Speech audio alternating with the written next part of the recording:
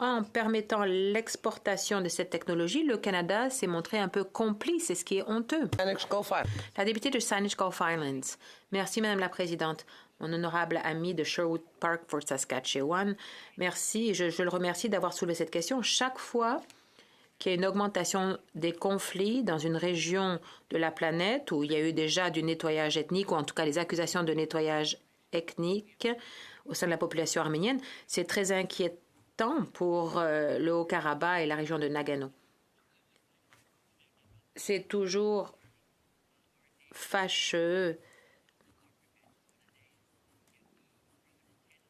de voir qu'une motion d'agrément nous écarte de l'ordre projeté, mais dans ce cas-ci, c'est assez utile. Notre collègue a tout à fait raison. C'est une norme que le gouvernement a établie et qui est déplorable.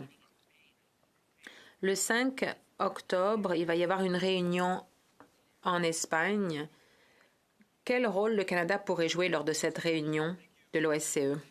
Le député de Sherwood Park for Saskatchewan, merci. Les députés qui nous suivent savent qu'il y a beaucoup de débats en Arménie sur la démarche entreprise par le gouvernement arménien.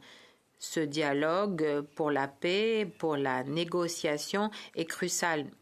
Mais cette discussion doit aussi inclure la voix du peuple de la région du Haut-Karabakh-Nagorno. Il faut aussi regarder les choses du point de vue des droits de la personne. Peu importe la discussion politique, il faut penser aux droits fondamentaux des gens de la région.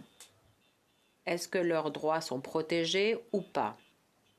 C'est ça les questions fondamentales qu'il faut se poser aujourd'hui. Donc, soyons réalistes, ce n'est pas difficile de prédire la direction ou l'orientation Mais la communauté internationale doit être claire et dire que les actes d'agression ne seront pas écartés. Il y aura des conséquences pour ces actes d'agression et nous allons faire tout notre possible pour assurer la protection des droits fondamentaux des personnes touchées. Reprise du débat, le secrétaire parlementaire du leader du gouvernement à la Chambre. Merci, Madame la Présidente.